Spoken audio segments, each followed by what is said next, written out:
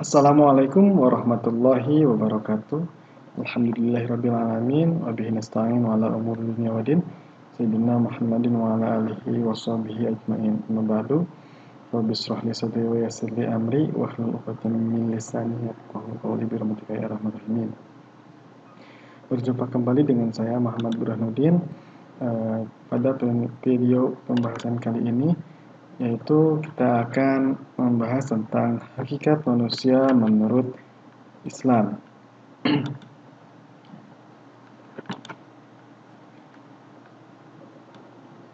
Konsep manusia. Penggunaan istilah dalam Al-Quran. Di dalam Al-Quran, jika kita diperhatikan dengan seksama, penggunaan kata yang merujuk pada makna manusia dalam Al-Quran itu terdapat beberapa istilah. Istilah tersebut antara lain Bashar, Al-Insan, dan An-Nas. Masing-masing istilah tersebut memiliki maksud dan perbedaan tersendiri. Beberapa perbedaan tersebut dapat dilihat dalam diagram berikut. Manusia dalam Al-Quran yang pertama diistilahkan yaitu dengan kata Bashar. Istilah Bashar dalam Al-Quran ditemukan sebanyak 37 kali. Maknanya merujuk pada sifat biologis manusia seperti berasal dari tanah, makan, dan minum. Contoh terdapat dalam surat Al-Kahfi ayat 110, surat Al-Hijr ayat ke-33, dan surat Ar-Rum ayat ke-20.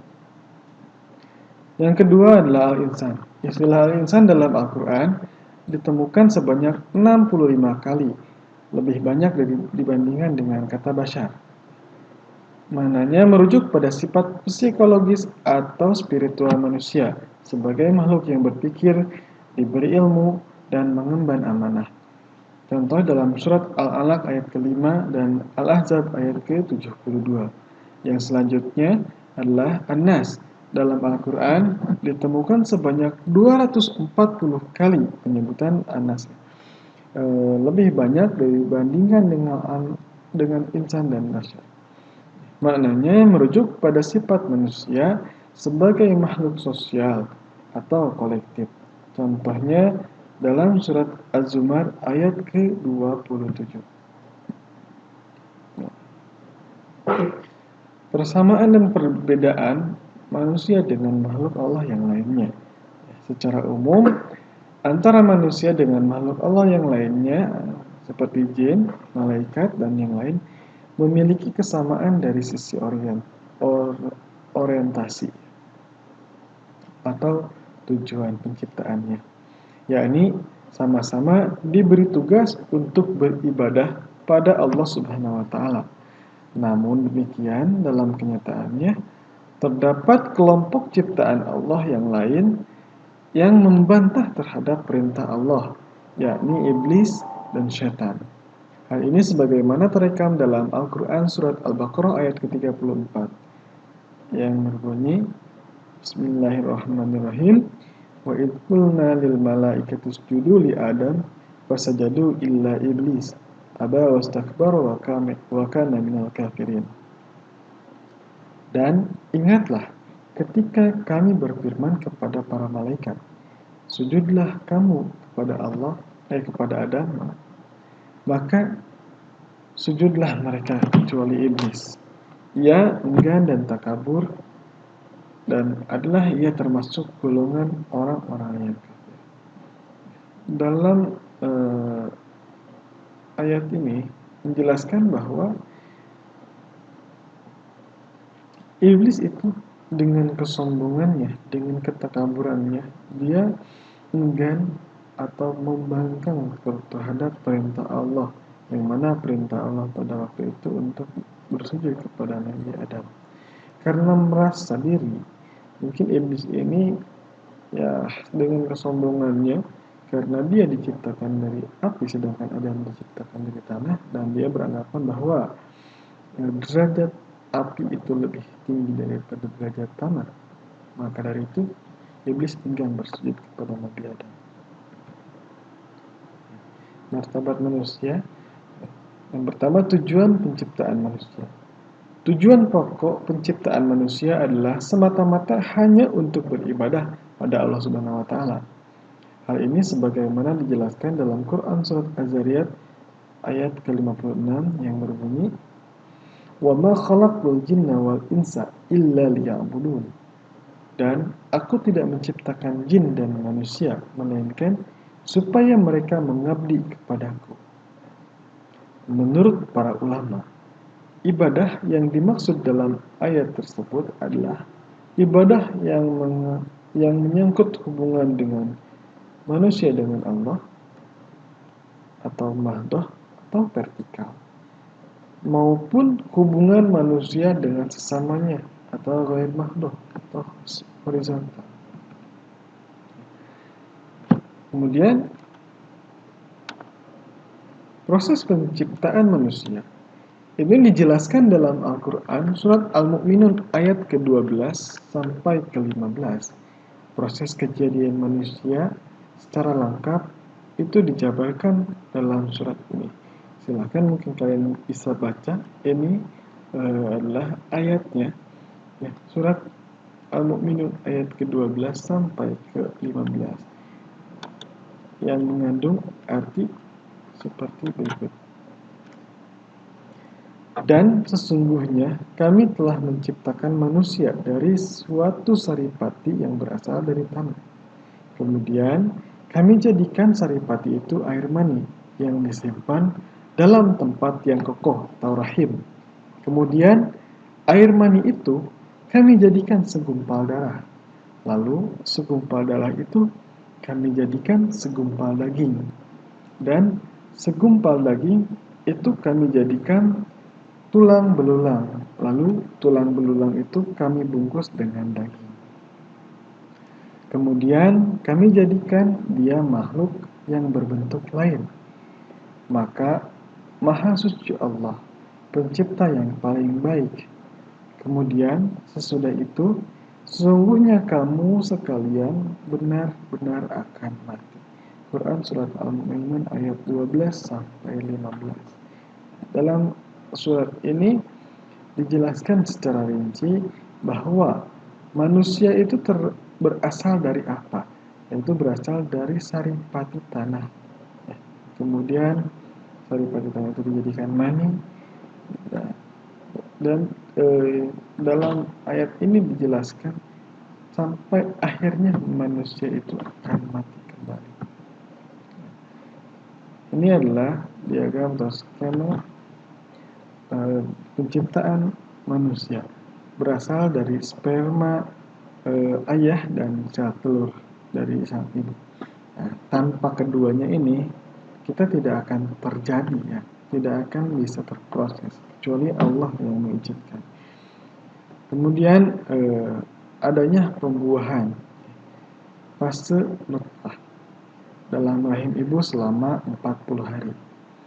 Kemudian fase yang kedua adalah sebagai alaqah. Air mani tadi selama 40 hari dalam rahim kemudian menjadi segumpal darah. Dan segumpal darah itu dalam jangka waktu 40 hari ke depan dia itu akan berubah lagi menjadi mudghah atau segumpal daging. Dan setelah 40 hari dari segumpal daging itu kemudian fase idhamah, terbentuknya tulang belulang.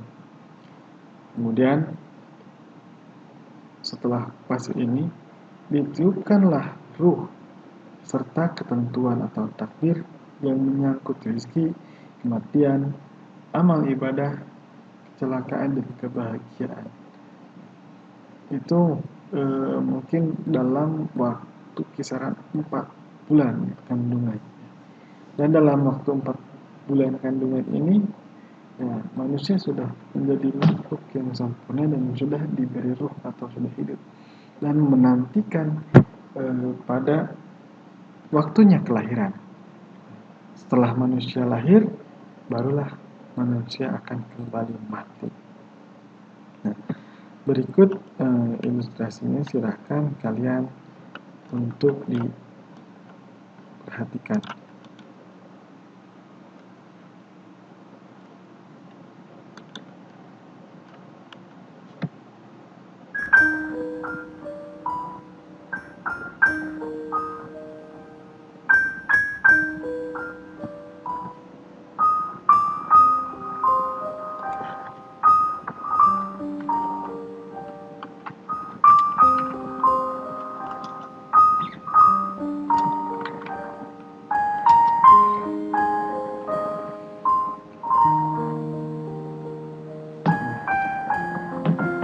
adalah proses pembuahan bertemunya sperma dengan sel telur.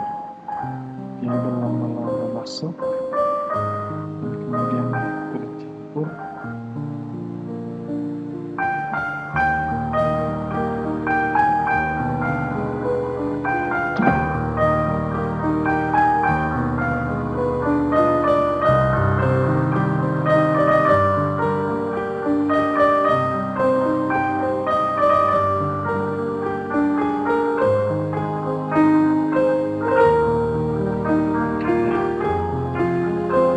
dari air mani tadi. Jadilah segumpal darah.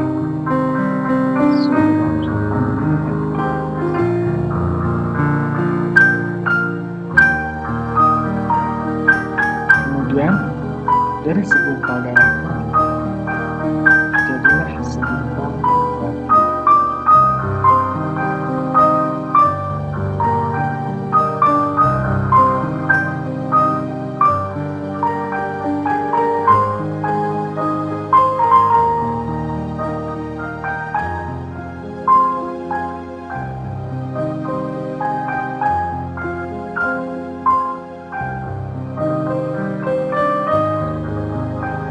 Setelah menjadi segumpal daging, kemudian itu terbentuklah tulang belulang. Bisa dilihat dalam video ini, kita sudah mempunyai jantung yang berdetak. Dan mungkin pada fase ini, kita sudah diberikan ruh.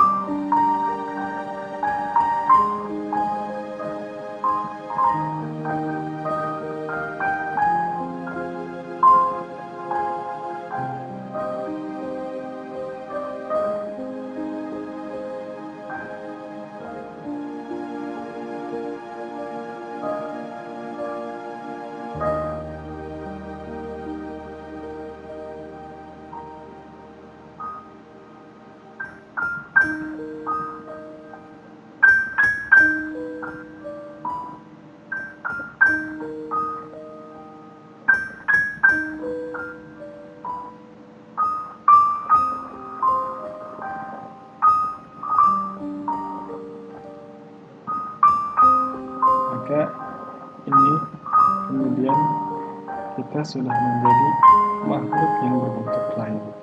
Nah, ini merupakan aktivitas yang terjadi mungkin ya ketika di dalam tubuh. Kita menendang, kemudian kita mungkin juga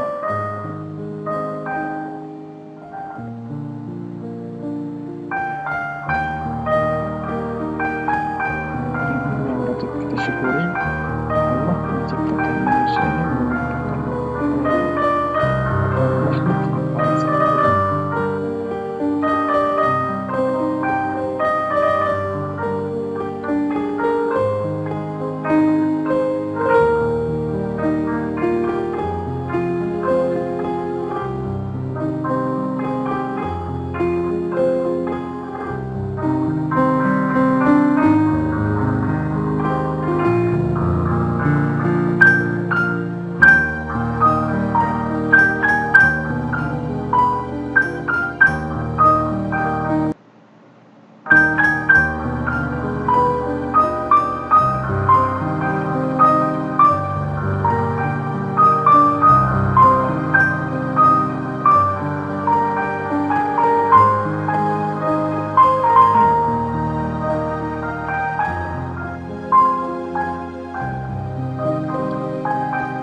Prosesi kelahiran bayi dilahirkan.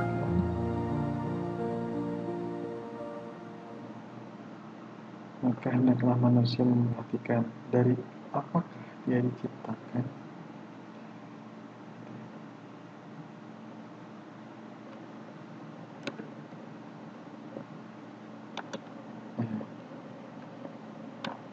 Setelah kita melihat video barusan, di sini ada fungsi dan peranan manusia. Manusia diciptakan di muka bumi ini adalah tak lain berfungsi sebagai khalifah di permukaan bumi. Peran tersebut sebagaimana dijelaskan dalam Quran surat Al-Baqarah ayat ke-30 yang berbunyi Bismillahirrahmanirrahim. Wa idh qala rabbuka lil malaikati inni jailun fil ardi khalifah. Ingatlah ketika Tuhanmu berfirman kepada para malaikat, sesungguhnya aku hendak menjadikan seorang khalifah di muka bumi.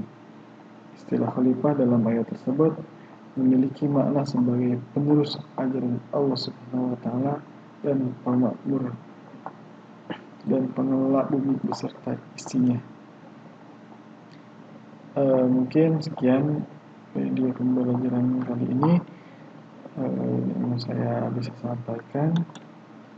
Untuk tahap selanjutnya, silahkan untuk mengisi latihan dengan mengklik link yang ada nanti saya cantumkan di deskripsi, atau bisa kalian scan QR code yang ada pada layar ini. Sekian dari saya, mohon maaf banyak sekali kekurangan. Billahi taufiq wal hidayah. Assalamualaikum warahmatullahi wabarakatuh.